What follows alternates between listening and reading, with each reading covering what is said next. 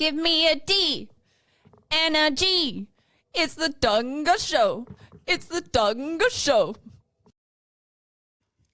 Hey, Dawg, your beard's looking flickin' great, my man. Thanks, Gus. I've been using the Bush Beard Wash. The what now? At Bush Beard, they know that every man with a beard is a unique beardo.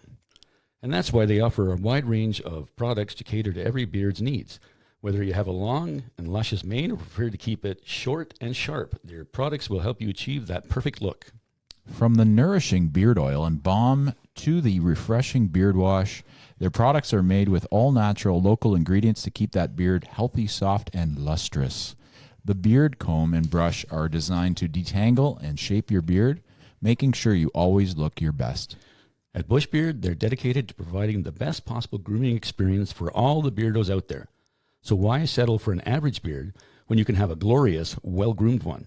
Try Bush Beard products today and unleash the full potential of your beard. Be sure to use Dawg and Gus 10 and get 10% off your order. Bush Beard, the small town brand with the big old Canadian heart. Welcome to the Dawg and Gus Show, now on Whitewater Rocks Radio. Whitewater Rocks Radio. Indeed. Forgot about that. Yeah. No, I didn't. What do we got going on, Dawg? Nothing much. What do you mean? Oh, sorry. Okay, just... Oh, I'm sorry. Let's get serious here, okay? Why? Because I want to be focused with a wonderful pair of guys here. Fine. We have a double experience. Yeah, we do. Yeah, what's up, guys? How are you? Good. How are you? Good. Thanks for coming. It's almost like a quadratic experience, considering you guys are your own self-contained double experience. Ooh. Quadratic. We're going to do some equations later. Great. But I did fail high school math, so don't take what I say with a grain of salt. We are not a math band, so. Yeah, however, your vocabulary is stellar. Yeah. He's got the good. I like Big words, He lots talks of syllables. He talks good. So tell us about the experience itself. Like, how did you guys meet? Where did it all come from? Where's this stem from?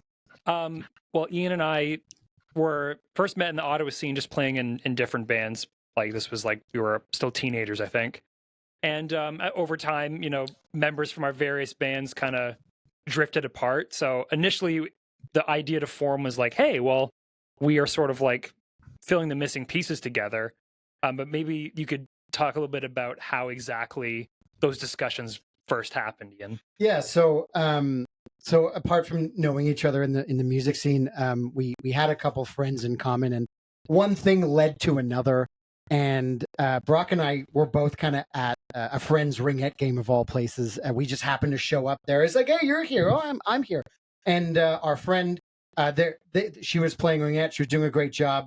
But I'm like crazy ADHD, and there was a Mortal Kombat like table downstairs, and I was like, "Hey, I know like Sam's playing, but like, do you want to go play Mortal Kombat?" And Brock was like, "Hell yeah!" And then all of a sudden, next thing we know, we're down there like playing Mortal Kombat, and then kind of one thing leads to another. And we talk about music, we talk about the things that we want to do as musicians, and then all of a sudden, that morphs into hanging out on weekends and creating music, and then in the mornings we would write music and then play Call of Duty, and then it was always on like Call of Duty weekends. So our band literally through video games started because we were playing like Call of Duty double experience weekends, and then we're like, hey, we need a name for a band. It's like, well, it's Double Experience Weekend. Hey, that's what we should call the band, Double Experience. So here we are, many years later, still Double Experience And still gaming. Yeah, crushing it actually. The new album's amazing, by the way. We were just listening to it earlier. It's really good. Yeah, I just love that you guys did vinyl. It's so freaking awesome. Oh yeah, I watched the unboxing there, and I was like, I'm so freaking. We got to go get a couple. Eh? Oh, we do. Yeah, we will. Yes. Now, ridding the world of boring music. Do you feel you've done your job, guys?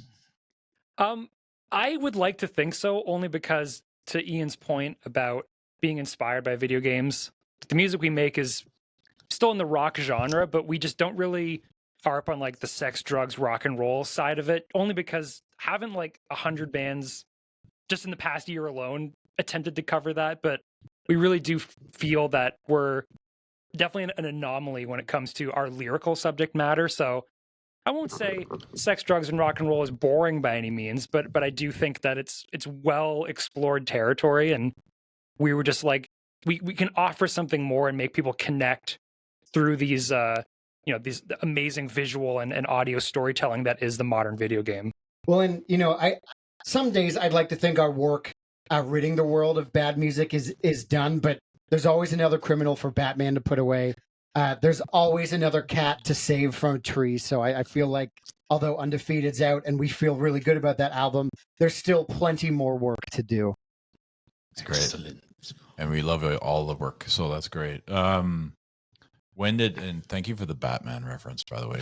I mean, I am the biggest Batman fan. I think if you can see, I have my mini Batman right here. I may have been did you influenced? You used that in there. Nice. Well done. Well played. The tour de force on Twitch is such an interesting thing for me because I don't really do a Twitch account, but I'd love to hear a bit more about. Did that start during COVID? Like, where did you kind of get that the appetite to do that? Well, I'd say, first of all, you guys probably have 99% the gear you would need to do it, and you have probably 4 times the equipment we had when we started. We had like a webcam and a dream. I think over the years of like having audio equipment, it was easy for us to, in our heads, be like, yeah, we could pull together our own sound, not rely on a sound guy. Surely we can figure out plugging in cables into a computer, right? Doing home demos and stuff. Like, there wasn't too many steps beyond like how hard and difficult could it be? We're just in our comfort haiku room here, except connected to the internet and doing our songwriting and playing and jamming of songs together in front of people. So while initially at first it was like, yeah, we were able to see each other all the time over the past couple years, which was hard to see anyone over the past couple years. So it was like our way to kind of stay close and connected, but then also, whether we were writing songs for each other or each other and 100 other people, for us, it was like, we're going to do it anyway. And why not show people? And why not almost make it an element of the songwriting where we're actually fielding suggestions and challenges from the audience, just so that maybe if it was terrible, all we got to do is turn off the stream and then come up with another song. It's all we've known for years. Well, and being a band that writes songs about video games, that goes and plays conventions, that is in that space, joining Twitch was on our list for years. And then there was always another tour in the way. There was always, another record cycle to get done. And then obviously with the big slowdown over the pandemic, it gave us a chance to go, okay, well, we have the record written. We had a record going out April 2020. And we said, okay, well, great. This is only going to be a 2-3 week thing, whatever, record's coming out. Why don't we go on Twitch? Or at the time it was Facebook is where we actually started streaming. But we said, well, finally we have the chance to prioritize it because all of the tours that we have booked have been pushed back. So we're like, yeah, F it, like it's time to start and let's do it. And we swan dove in head first. And honestly, I don't know what our career would look like now if we hadn't done it 4 years ago, and I wish we did it 10 years ago. Yeah, exactly. It's funny how you say that because I think everybody, the funny thing is just start, and like if you just start, if you have like thinking about it, like not saying that you didn't do it at the right time, it's just that, people so like procrastinate and they overthink things, and then eventually it just time keeps going and you're like, why haven't we been videoing our podcast, or why haven't we been doing, and then I kind of wanted to implement video, and Dawg was down with it. He's not exactly loving the fact that he gets videoed every week, but I don't care. So it's just the way it's going to be. But do you, really quickly, Gus, because you make an excellent point about kind of starting with what you know. So I think when we looked at Twitch as how do we start, I think that's exactly why it started with songwriting, because we had already done so many years of that if we were like, let's start live streaming, but we're going to play dual Tetris, like I'd say, I don't know how to do that and talk to people and maintain an endless conversation. But it's just like, it allowed us that like safety net of going, ignore the camera and just write a song with me right now. We've done this however many times. Surely we can't mess that up. And then over time, we paid more and more attention to the camera, and it was our comfort that kind of led the way. But I think if we just dove headfirst into a brand new experience, we'd probably wouldn't have got far at all, I don't think. Well, and you guys talk about like, well, hey, it took us time to implement the camera. It's like the perfection fatigue or the over analysis is like, it's crazy real, right? You're like, well, but now I have to think about what I wear, and I have to, make sure my beard is as beautiful as that beard. Absolutely, I know that, I feel you. So, and then sometimes it's like, just do it, because like, whatever, just do it. And like you guys, you look great, and so you're doing the right thing. I appreciate that. Yeah. He gets mad at me. I take too long in the washroom getting ready for the shows. I don't think you're the one that takes the long. No, I'm not the pretty boy in this relationship for sure. I don't spend a lot of time in there either. But no, but I think that's very true. Like even when people talk about putting videos out on Instagram or doing a reel or something, it's like they think and it's like nobody gives a shit. Like nobody cares that much. Like it just fire it up and put it out, and then some friends will make fun of you, and then you can move on, right? When he says they, he means me. Yeah, exactly. Yeah. No, for sure. But and like here's the beautiful thing with the social media world. And somebody told us this years ago, and I love it. But it's like, what's the worst thing that happens when you put video or anything out on the internet? No one's going to see it. That's it. So it's like, hey, look, you put it out, no one saw it. Like that's the worst it can fail. So it's like, really, you shouldn't be too worried about throwing it out. No one's seeing anything. Yeah. It's like if no one saw it, then like if a tree falls in the woods, right? So exactly. Screw it, just do it. That's true. So true.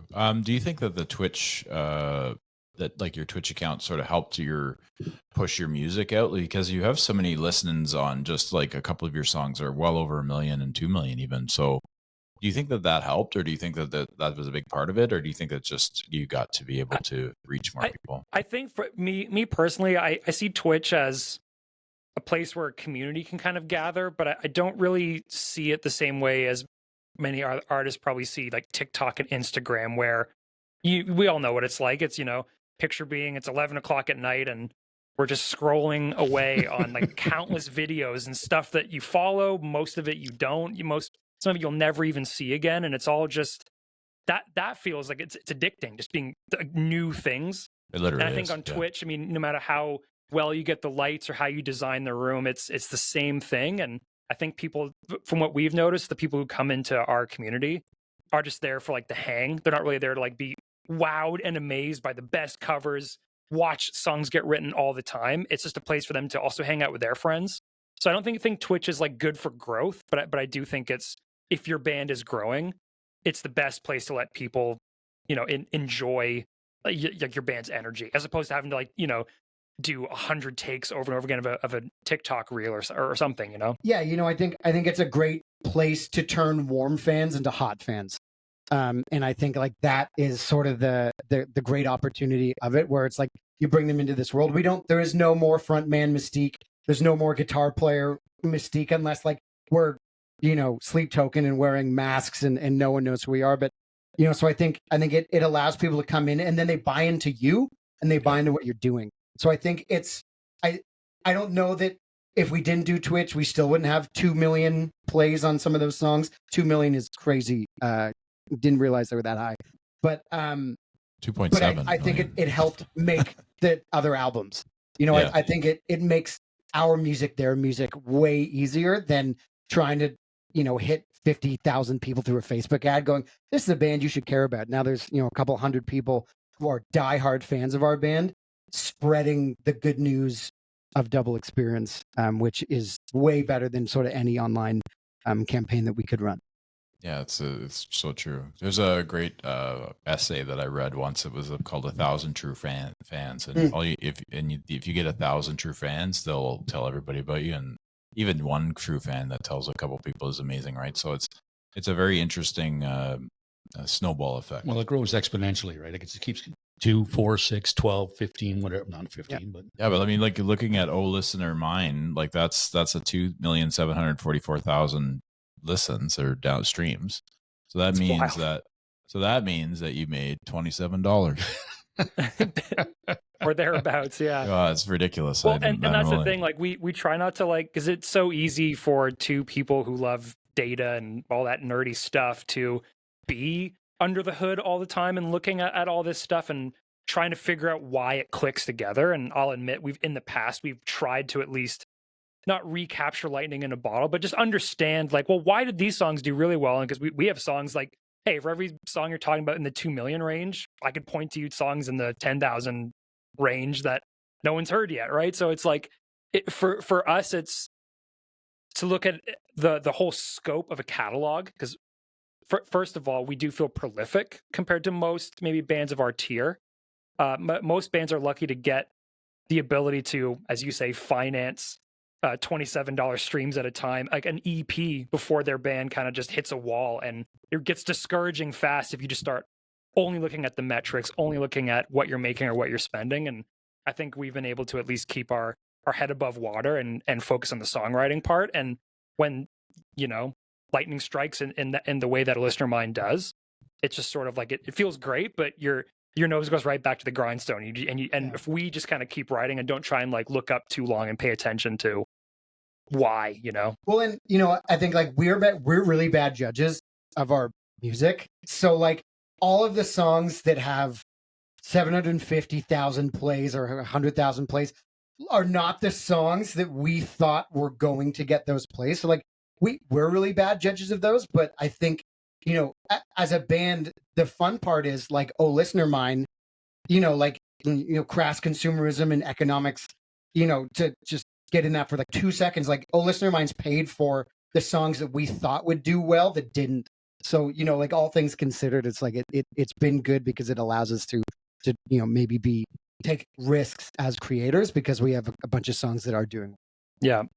Oh, it makes total sense. And it's like you said, I think the keeping your head down is the better, like a great analogy, because it's like, when you talk about people that are swimmers or something, and they have to do 100 laps. If they count them, then they then they'll keep thinking how much they have to do, as opposed to just keeping your head down and going, which is what you should do. I think you should do that as a musician. And the fact that you're prolific is a benefit for sure, because you can just continually put out great music, and some not so great, for your own, you know what I mean? Well, that's one of the main like underscores of our Twitch streams where we do live songwriting, because we'll be honest, the album Undefeated, even though it has 10 tracks on it, inspired and born from these live stream sessions, doing it sometimes weekly. We certainly did it monthly.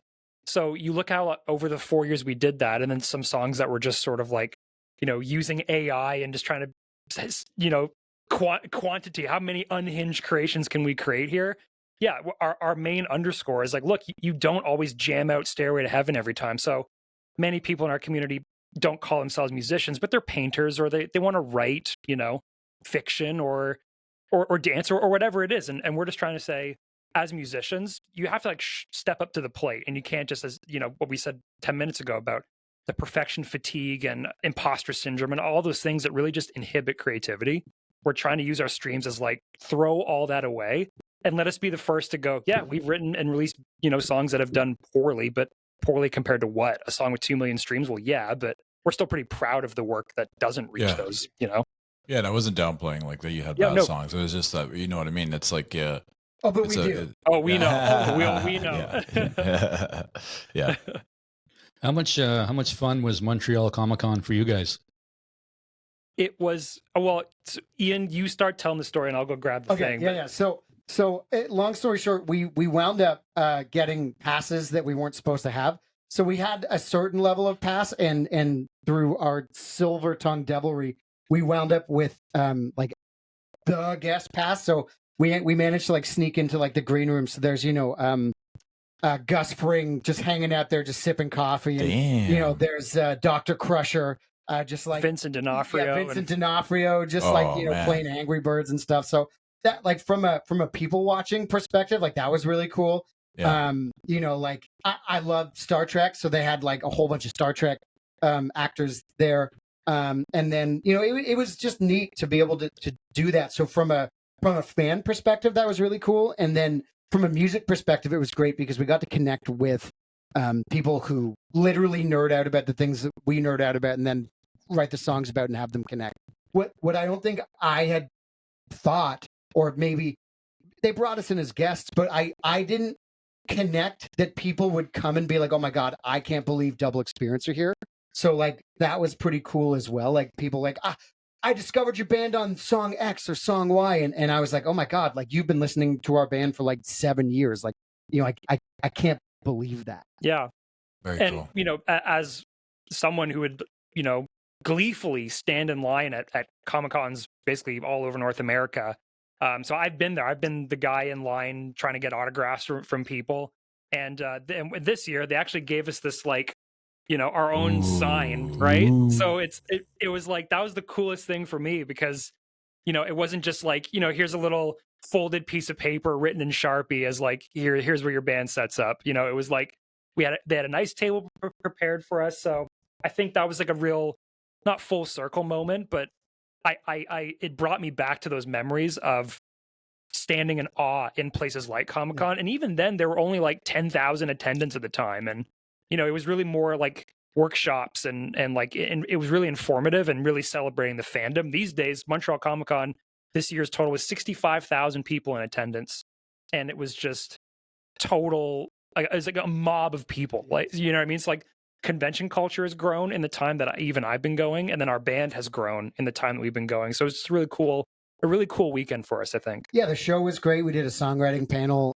We announced it then, but it's the first song that we've written post Undefeated, which makes it the first song that we will be demoing for whatever comes next. I'm not being coy or anything, but it's just like we love to create with an audience, and so we hadn't thought about it. That's the first song that we'd written with people that will potentially be in play for whatever comes. Yeah. So it's all around a great weekend. Yeah, so it is like you mentioned full circle, but it sort of is. I mean, it's so cool.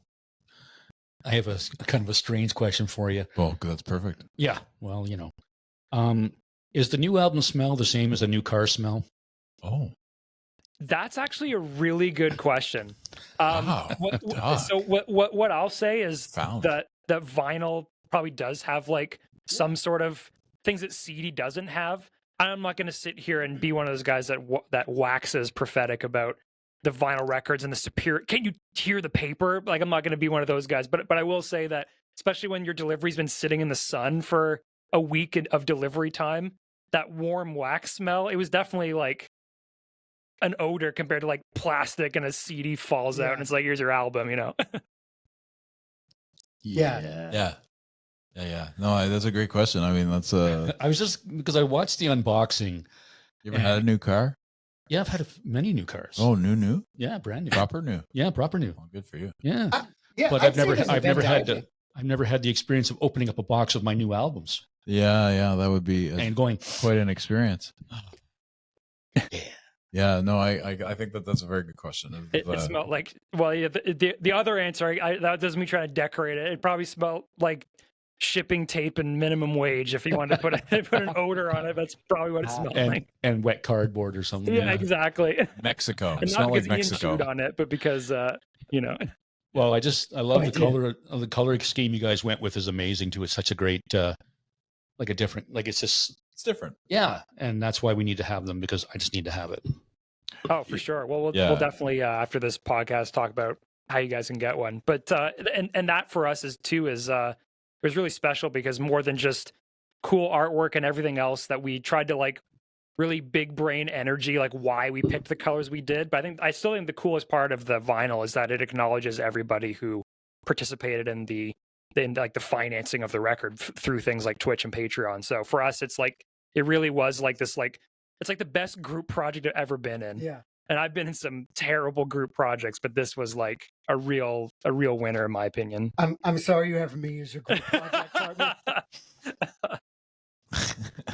Well, it's it turned out great, and we're big fans of it. That's what I was saying earlier. But thank you.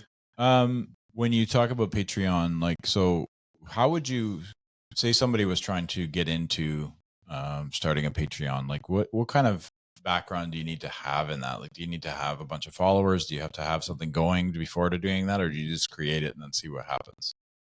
I think something like Patreon for musicians it's still abstract, and there are people, like, we're not even like particularly like an elite creator when it comes to things like Patreon, but I do think, because like I think people kind of understand that, I never thought we'd end up here where humans are paying for water and we're getting all the music for free. So but I think still people, even in this paradigm, people understand like music must cost something to make. And I think Patreon has been the easiest way to distill down to someone which we could say, if you like our music and you would like the two of us to keep creating music, you can do it through Patreon. Because when you turn it around and say, how do you think buying a t-shirt helps us make music? Like it helps us either make more t-shirts, if anything, or cover the cost of the shirts. Like it's like when you get into like the economics of like the touring musician on the road, a lot of that is like, even if you sell music, it's to pay for gas. So when we were kind of like landlocked for the past couple of years and making music, it immediately became a way for us to just go, we can keep creating songs, and through your membership you can get some, you know, cool intangible perks, but this is really going, it's input output into songs. And now we've sort of at least been able to say to all of our fans, like, if you like the Twitch stuff and you like to see us on video, then ignore Patreon and do Twitch. If you want to just see us play in real life, ignore Twitch, right? And if you want us to, you know, like support the music our band ultimately makes, do like be a member of Patreon. Yeah, you know, I think it allows the fans to connect to it, and from an artist perspective, maybe, you know, to drill down into what you're asking in terms of like, hey, I'm somebody who wants to get into Patreon. Where do I start? I think the way to start is set legitimate expectations on the people that are going to come to your Patreon, but also what your output is. We've seen so many people who are like, I'm gonna send you a postcard every day. I'm gonna write a demo 7 times a day. I'll send you my used tissues that I blow my nose when I'm sick. Weekly covers. Yeah, weekly covers, weekly high videos and or high quality videos. And you see it, and it works for about 6 weeks, and then they just burn out. Yeah. Because they're like, well, there's only 4 people in my Patreon, and I'm doing all this work, and it's just not worth it. And so I think it's like, I mean, and that's not just a Patreon thing. Like that's like a life thing, but it's like the realistic expectations of how many people do I want this month, next month, this year in my Patreon, and what is my realistic and honest time commitment that I can put into this? And then that allows you to go, okay, I can have 3 tiers. I have the thanks for joining, I'll give you a high five tier. Thanks for supporting my music, so I'll give you a demo once a month tier. And thanks for supporting extra, and I'll give you... Here's the Kleenex. Yeah, here's the Kleenex. And, you know, like, and then you're like, okay, well, cool. Like that's a good place to start, you know? And I think, honestly, it is just, it's input, output. And so what can you do? Do it. Try doing it before we even launch the Patreon. Can I do a demo a month? Can I do X, Y, and Z? Did I even get sick this month for the Kleenex? Yeah. And then that's the best place to start. All right. Some things to think about. Yeah. Yeah. Only You should start an OnlyFans, Dog. I should. I really should. You could just blow your nose on it. Yeah. Just beard trimmings. Yeah. We can count the beard hairs. People sell bath water. I don't know why they wouldn't buy your clippings of my beard. Yeah, so why not? Should we put you guys into the nerd rock genre? Yes. I thought so. I think so. I think more bands probably fit into it like with a legitimate reason than bands, because like some bands like, we're just a rock band, and I would say, slow down, Led Zeppelin, you sing about Lord of the Rings. And maybe even like bands like Weezer go, people call us geek rock, but we're just rock. And it's like, you guys sing about Dungeons and Dragons, Weezer, like, slow your roll, you are a nerd rock band. And these bands should be like proudly using, I don't think it's a negative, I just think a lot of bands are so quick to be, we're the rock genre, which could mean Nickelback, could mean AC/DC, could mean anything. So we at least like the nerd rock thing, because it kind of like already snaps us down to like, okay, now I think I know what I'm dealing with, but I think the truth is most people just go hear the term nerd rock and go, what is that? But the truth is it's so many bands. Yeah.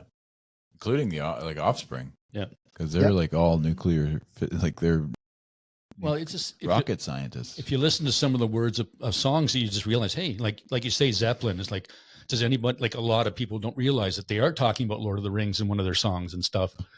I wonder if nerd was a word back in the 60s when Zeppelin did that. I don't know. I don't know either. It's weird to think Led Zeppelin predate more words in the modern lexicon than not. Like, you know what I mean? It's like, because like in 10 years from now, there's going to be skibbity rock, and it's like definitely Led Zeppelin predates rock. That shit. Skibbity toilet rock. Oh God. Skibbity toilet circuit. And I have no idea what that means. Yeah, but it's good. But it's the It's kids provocative. No one the knows school- what it means. Well, the That's school, right. Yeah. the school I work at, Well I hear done. it all the time now. Yeah. Like the one kid I work with, Skibbity. I'm like, what does that mean? And he explains it, and I still don't understand what he's talking about. So Yeah, fair enough. What's your favorite movie of all time? Top Gun. well, that was quick. Wow. Yeah, I think I'm it's more of a my horror spirit buff. animal. I like the original Texas Chainsaw Massacre, but I guess that's like the peanut butter to his jelly or something. Yeah, see, I There you go. do the horror films. Yeah. It's funny. Well, it's the eh, same with us. Oh, Gus is is it? a big fan of the horror films, and I'm not. But I wouldn't name Top Gun as my favorite movie. But It's a pretty awesome fucking movie. yeah, it's a pretty awesome fucking movie. When I was 6 or 7 or whatever when it came out, and I saw it in the theater, it changed my whole life. I was like, I want to be a pilot, and then being colorblind, you can't be a pilot. And you're too tall. Yeah, I'm too tall too. Mhm. Yeah, that's another thing. But I That guess was- there's that was the big- perks to both. I don't get to see all the colors, so that's great. And then I'm tall. Yes. And But rug- I love Texas Chainsaw Massacre. I watched. I did a Halloween. On Halloween, I did all the Halloweens. The first one's awful, by the way. Like I remember, I don't remember it being that bad because it's like seeing Michael Myers like driving in a car with and he's just like turning, and there's a police officer there. It's so goofy. Yeah. Yeah. I thought it was hilarious that part of it. But like even the murders, like you think about how far things have come and how much we're allowed to watch now, more so because they didn't show him Mhm. killing anyone. Mhm. They just show him like pinning someone up against a wall, but he has a knife through them. Anyways, it's interesting to see how it progressed and how amazing it is now compared to like the original, which was at the time cutting edge, but not now. Can Oh, I for say sure. I've never seen those movies? Well, you just did a James Bond. I'm run. still doing it. Yeah, Oh, but- Mm-hmm. yeah, he's on a James Bond run right now. I'm on So- a James Bond marathon. It's funny that you say like you know people tend to be one or the other. I think what's cool about the person we go to record with, Al, he's very much like both. He loves Star Wars and all the sci-fi stuff that like speaks to Ian, loves all the horror stuff that I love, and I think like Halloween and like the John Carpenter soundtrack, that's something that Al is like, it's probably his favorite thing. So I would say not only have we tried to like sneak in references from these things, because like we were mentioned briefly about like nerd rock and the lyricism, but I do think that being musicians and having like, we're obviously going to always connect to that, whether it's a video game or a movie. It's been fun to like sprinkle in and do research on like, oh, what synthesizer was John Carpenter using in Halloween? And if the song has that creepy feel, we just say to Al, who's like a genius, hey Al, can you find like that synthesizer?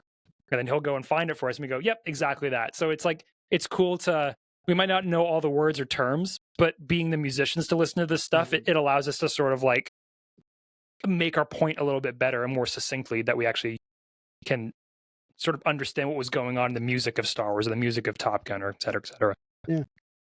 Yeah, every dashing duo needs a horror fan and an action fan. I think that's what the math is mathing right now.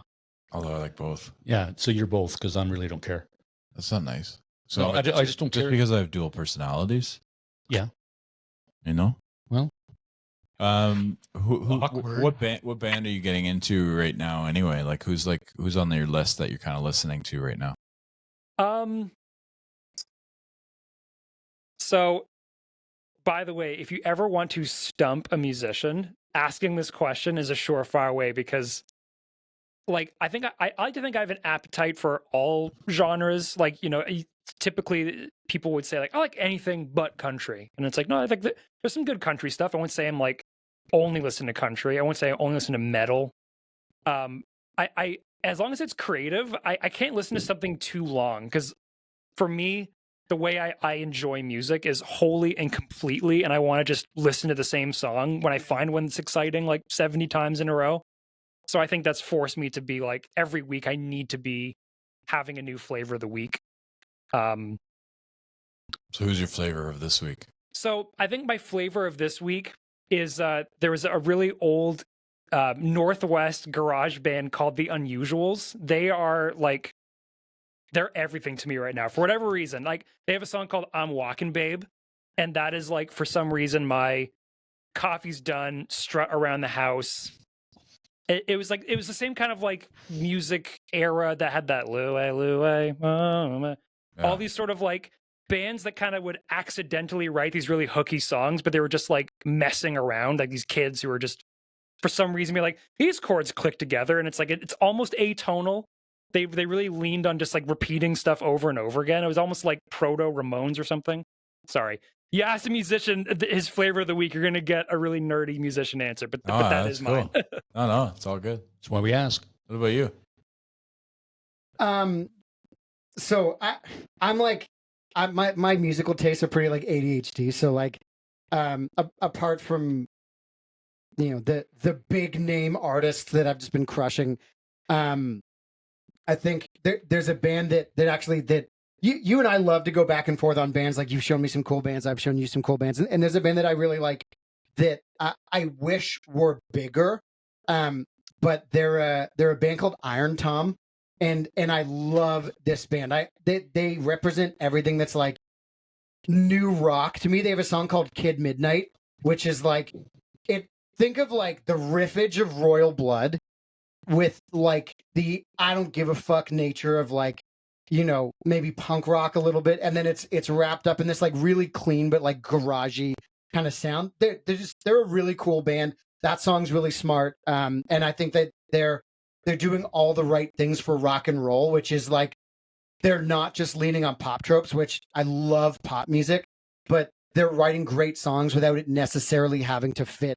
Oh well, this is just Britney Spears, but with like chug, basically. They're a cool band. That's cool. Yeah. Very good. You write them down?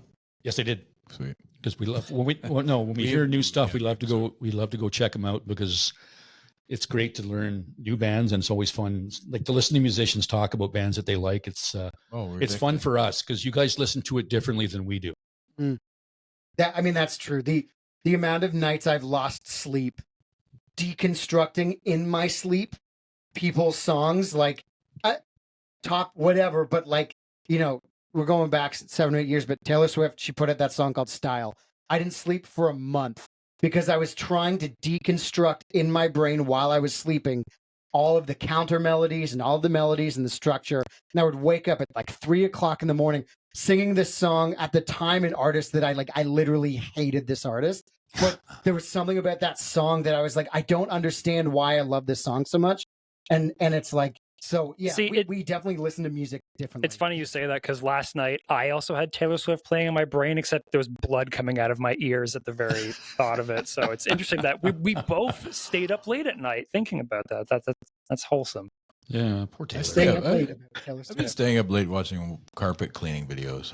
I went down that rabbit hole last night with you're talking about TikTok, and it was just like everything about Trump. Oh, really? I just couldn't stop. Yeah. Speaking about bleeding from the ear, wow, killer segue. Yeah, thank you so much. He wasn't listening, actually. No, that was a good segue. Yeah. But he's just like, I'm not a political guy. I really don't care. But it was just like I couldn't stop watching them and all this.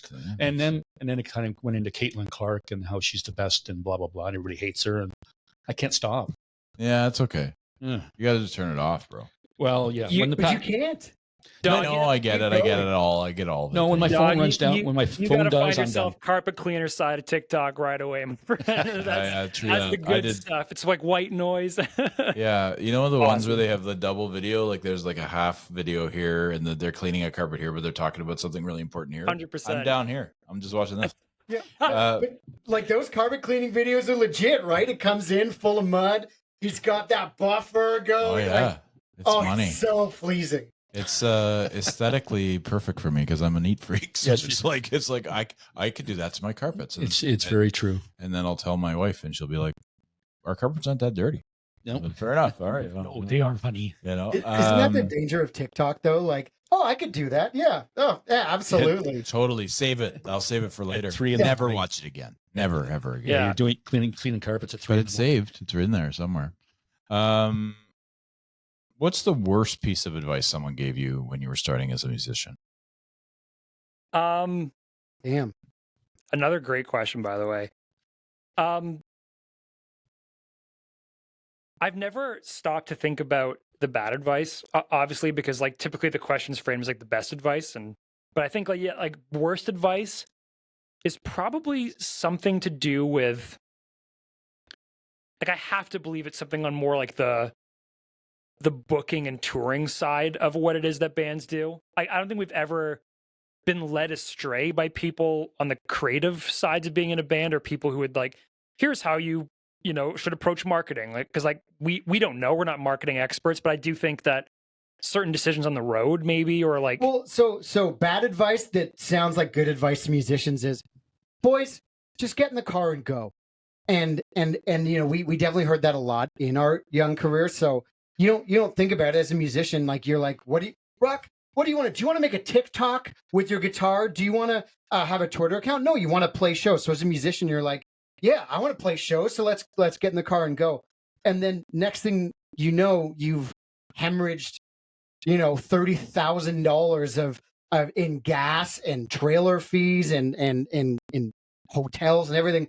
And sure, you've gone on tour and maybe you sold a couple records per show, but the long term is, could we have taken that $30,000 10 years ago and gone, here's an incredible social media campaign, because this is before Facebook was throttling all of the traffic, and go, could we have spent $30,000 on a Facebook campaign and had like 50 times the amount of engagement, never leaving our house, and we probably would have sold like a gajillion more records than what we did. So it's like, it feels like bad advice, but it's good advice, but it's bad advice because you want to play shows, so you don't think about it. But like, as an artist, there are better ways to reach people, especially now, but even back then, that don't require you to leave your house. And I know that's counterintuitive because we all want to perform, but the world is a stage, and that doesn't matter if we're literally in our streaming room performing or if we're in a car performing in different cities every night. We can be in a different city every night by literally never leaving our Space. I was trying to think of the word that our haiku spot is what you've been calling it lately. But, so I think it's like, I don't know if that qualifies as bad advice, but in hindsight, there are way better ways to spend money than being a band that no one's ever heard before and jumping and going on the road. That's fair. Agreed. Yeah. Very true. From the non-band guy. No, it was good. Yeah, it makes sense. It does make sense. That's why we ask. Well, like we've seen bands get U.S. visas, go to the States, go as far as halfway across the United States for like 3 shows and come back. That visa is going to be $1,000. The gas to, get down to Texas and back is going to be probably another $2,000, $2,500. That's before hotels. That's before the van rental. That's before the food. It's like, no, like if you're a band that's never toured before, like there are better ways to reach fans than just hopping in the van and going. Yeah, Totally. Yeah, it's true. Tell us about the concept for the artwork for the newest album. Oh, absolutely. Go off, Queen. Well, I guess like first of all, I wanted the cover to look like comic books because at the time we were doing our first live streams, we were using this like Marvel styled intro. So the beginning of every stream, even to this day, it like shows like the Marvel intro, except it says Double Experience and it's all of our photos. You get it. And then we would call the songwriting session Midweek Mini Boss, and we used the super villain emoji just to like give it an icon for cheap. And so we were like, okay, like the album has its basis in like superhero imagery, so that was important. People can make a giant vibe cat appear, and it literally just covers Ian's entire body when it shows up on stream. So we wanted to allude to the fact that people can literally interact with our stream at any given point and make things appear and happen, and lights go crazy, and et cetera, et cetera. Then lights, the purples and reds we were leaning on quite heavily at the time. So red and purples, that's why the album cover looks like it does. And then I believe that is all the big brain energy that went into it. I mean, I could go on about how some of the earliest examples of proof of human creativity was Lowenmensch, which was a clay human figurine, but the head was a lion. This was like, we're talking like old, what's that called? Anthropology. I think the earliest they can trace human creativity and abstract ideas to is making a lion piece of art. So I wanted this album to just sort of be like, tip our hat to all these things and almost say like, making an album on Twitch is a really strange and abstract art medium, but I wanted to have its roots kind of like this through line between the beginning of human creativity to potentially the future of it. which sounds pie in the sky, but this is the way my mind works. I just learned something about our album, so There you go. Yeah. I love lions. Lions are good. Yeah. It's funny. Like, he has such a beautiful answer, and I'm just like, the lion's really cool. And that's all but you. they are cool. That's all you took. But I love the. genes. It yeah, is. Yeah. That's all he took away from it. That whole little speech he gave. No, the pie in the sky. Lions are cool, man. Hey, trust me. Like we see the Twitch chat. We can't see their faces, but like sometimes their eyes kind of roll back or glaze over because we get on tangents. Like, you know, this is all just like another typical Monday night for me. So no worries. No. I'm just saying I love lions. You love lions. Yeah, I do. And you ain't lying. Yeah, exactly. Thanks. I ain't lying. Well, I mean, you could have probably left that one out, but that's okay. Just kidding.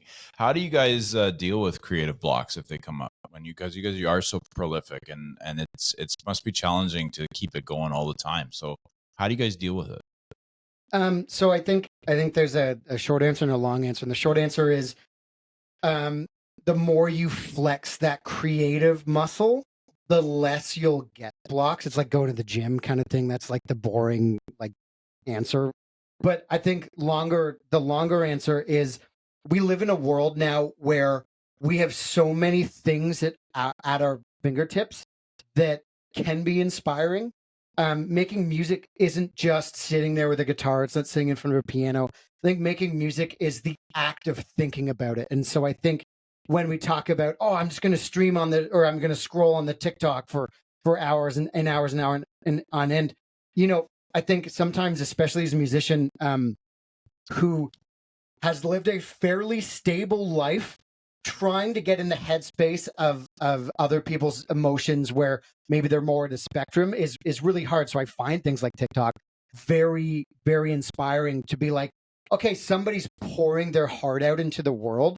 I need to watch this video 5 or 6 times and understand the emotions behind it. And maybe that'll inspire a couple lines, or maybe it'll inspire my thoughts on how to, if I were to write a song about smutty books, you know, now I've watched like 50 reels about it, and I think I've downloaded in my brain enough information about it to, you know, write a smutty book song or something, you know. And I think even beyond the actual lyrical ideas, you know, I think it's never been easier to make music at home. Like, you know, we're in what is essentially a converted garage, a converted garage, and the tools that we have now to make music pale or like destroy what Zeppelin did Zeppelins 1, 2, 3, and 4 on. And so I think there's all these tools, there's plugins, there's programs, there's like chord creation software that just like, hey, try this chord program out as a test. And I think it's like, oh, I can sing over that. And so I think there's always things that help me just be like, yes, okay, I'm not feeling creative, but when I push the ABCD button, it'll help influence where maybe I'm going on songwriting. Makes sense. Yeah. Is Zeppelin your favorite band? Young me that had hair loved Led Zeppelin. I was raised on Zeppelin. My mom was like always played Zeppelin in the house and stuff. So they're just an easy example. But you know, you think about that era of music, and it cost $500,000 to go into the studio, and it's like for less than $1,000, you can have a better studio than what any of those bands would have had. So true. In your bedroom. Yeah, it's very true. It's amazing how far we've come, actually. Even in the last like 20 years, I remember having a cell phone, or like, you know, and you'd be like, you never used it. I think I charged it twice, you know. But now it's amazing what we can do just with our technology. But yeah, I'm a big Zeppelin fan. That's why I asked. And I like Lions. He's Led Zeppelin and Lions. That's Gus in a nutshell. Oh yeah, okay. We'll schedule a follow-up interview for this, so we can go off about Zeppelin one. But yeah, is that your favorite Zeppelin album? For me, it's 4, but we can go. No, I mean I don't know. I think they're all. I love Houses of the Holy. Yeah, like love that album. Weird cover. Cool, really cool cover. I got kicked out of school because I was wearing the Houses of the Holy t-shirt album artwork, and because they look naked, they were like, no, like this is like an inappropriate shirt for school. So I actually got kicked out at like one of my grade 8 days for wearing a Houses of the Holy shirt.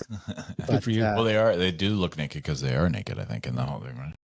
I believe so. think now with the high def photos, you can actually start to see the lines in the leotard or whatever it would have been that they were wearing. Okay. So as they start to print them, you're like, oh, they're not naked. They're just wearing this weird pink. Oh, it's almost flesh colored, right? Yeah.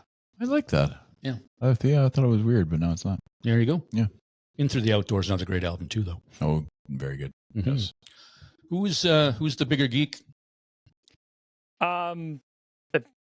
Me? Probably. Yeah, probably.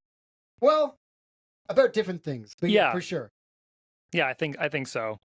I think Ian goes like he doesn't go like wide, but whatever you nerd out about, you just go. Oh, hyperfixation for sure. Because like you're the only one, because like I still look back fondly on when, 1997, let's say, Star Wars was just 2 good movies and a bunch of books I never read. And these days it's like 100 TV shows I don't have time to see, twice as many books, and they're all still not as good as those first 2 good movies of the original trilogy. So it's like, whereas you're someone who's like, well, I know everything about all those things. You tell me like the cartoons, you could tell me, Yeah. right? So it's like that's the difference where it's like the things I like about it's like I really like them, but there's so much other things I want to figure out.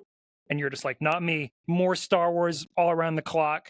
I want the Star Wars cereal. I want the Star Wars outfits, like et cetera, et cetera. Yeah, you're wide for sure in terms of because I'm like, I can tell you anything there is to know about Lord of the Rings and anything there is to know about Star Wars. And there are like a couple other things that I'm like kind of cool about, but like but you're the width and to be fair, the width and sometimes the depth of your knowledge. Keep going on about the girth of my knowledge, please. It's very impressive. So I don't know. It's like a 60-40, maybe a 55-45. Yeah, it's close. Yeah, it's close for sure. Good. Yeah. I didn't realize we're going to have that much of a debate over it. I thought, no, it's me. It's me. Who's the nerdy one out of you two? I'm not nerdy. Yeah, you're. I'm needy, but not nerdy. I am surprisingly nerdy for sure. I like Star Trek over Star Wars. I was more of a Trekkie, but I do like Star Wars as well. I read the Lord of the Rings, the big book, in one sitting once. Not one sitting. Nice. But, Yeah. One, Yeah. yeah. You just kind of Just casually read it for just 27 days. And then you did War and Peace after that. No. But I like my stuff. I like sports too, so I'm kind of like a bit of everything. Okay, so then I'm a nerd then.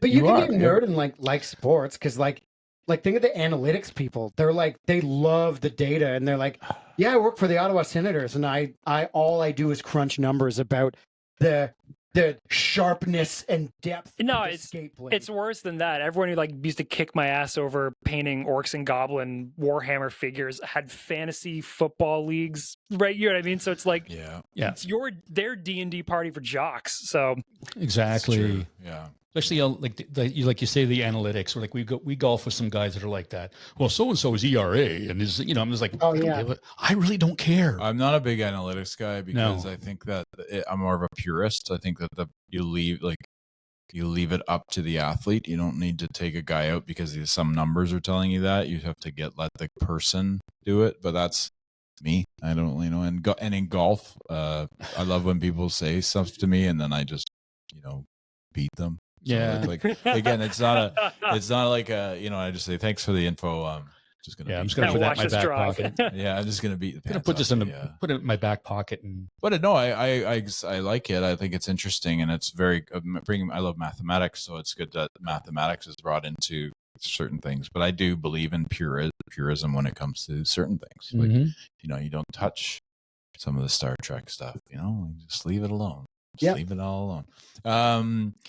Okay, we ask a question on every show. If you may have watched or heard one of our shows, but it's a very simple question, really. Dog, you want to ask it? Yeah. 80s, the decade of the 80s music or the 90s? May I jump in? Sorry. Certainly. We can expand it to 80s pop culture / music / decade? Yes, we can. Ooh. Sure, Movies sure or we can. 90s such. I know somebody said 80s right away, so I'm interested. I didn't see who though. 80s music, 90s pop culture. Ooh. Yeah, I align on that for sure. Yeah, 80, I would agree. 80s music, yeah. Yeah. Who's the best 80s band? Well, You're doing it just Okay, who do you like? Do we have who another comes to your album? mind? Yeah, who comes to mind right away? I mean, I like the Police for my dollar. That's probably quintessentially 80s without being like cheesy like Yep. ballads. Like certainly not the worst offenders of it. Like, you know.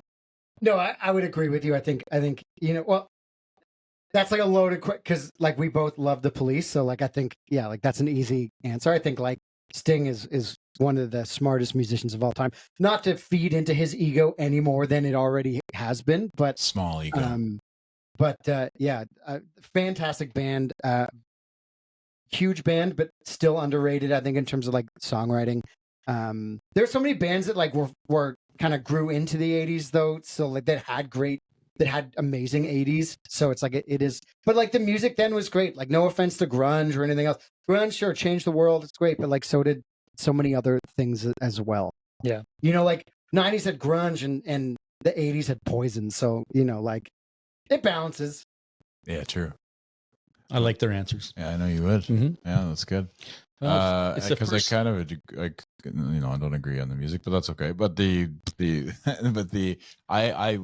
love some 80s music. I think of Joy Division. I love Joy Division. Love the Smiths. I'm like all about that kind of stuff. You're But more alt 80s. yeah, I would say alt 80s for sure. And the Police. I forget about the Police. You know, and I don't. But they're a great 80s band. It's like the guy said. There's so many different bands that come out. Like the Police were great. It's the ballads. It's like you mentioned. It was the ballads that throws me right off. I can't deal with the ballads in the Well, 80s. I think it's like it's easy to forget that a band like the Police were pretty much around like 6 or 7 years, and then they just stopped forever, which is like insane in the world of like bands who sign contracts saying they'll never reform and then do it 3 more times. Won't say any names, but other 80s bands who do that. Yes. But then you look at an artist like Barbra Streisand, who's like, you know, say what you will about Barbra Streisand, she made an album called Wet, her 21st studio album. And it was a concept album about like tears, rain, and every song had to do with like water. Vagina. Exactly. But this is the thing where it's like that on paper, like, oh, cool. What a fucking badass making concept records. And it's like, it's just ballad after ballad. It's like the schlock of the 80s. And that's what people like, the bad hair. They want to remember all that stuff. But it's like, you had a band that was like lightning in a bottle and like made good records, and then just went, we're stopping. We're not going to get to album 30 where it just starts being like a parody of itself, you know? Yeah. I think your next album is going to be called Towel. Yeah. To dry off Barbra Streisand. Did that just come to you? Yeah. Oh, yeah. I'm pretty good. Yeah, I kind of on the like fly that. today. You are. Yeah. So good answers, gentlemen. I like it. Yeah. When's the next show? we were talking about this before, literally just before the stream or before the call. There's a lot in the calendar that isn't announced. We're supposed to be actually there is. Are we allowed to talk about the first weekend in September yet? Well, this will Okay. come out. This will There come out. are- In a couple, this is coming out in a couple weeks, so you have some time to. I just don't know if we still can, even in a couple weeks. Yeah, there are things on the schedule coming for September. How we're not, I don't know how much we're allowed to say, so we won't say too much, but there looks to be a little bit of Ottawa activity in the first week of September. There's a couple of people we're still waiting on. A show for anyone who was keen-eyed got announced last week and then secretly was unannounced. So we'll potentially be doing a couple things in Ottawa in early September. We haven't announced anything for November, but of course, every year we always have an Ottawa concert series over the Black Friday weekend, which is the worst kept secret in the world. So like, you can always look to the Black Friday weekend in Ottawa, which we will have details for all in due time. But you know, that's coming as well. Just follow you guys, and you'll figure it all out, right? Yeah. The show was great. The show was great last year. I was there. Yeah, you were. You told me Oh, about yeah. this double experience Yep, band. I did. Yeah. Gentlemen, thank you so much for your time today. We really appreciate it. So much nice to have a chat with you about many different things. Likewise. Lions, man. If I can. Lion, Leo. Yeah. Lions, man. Thanks, guys. Have a great you. rest of your day.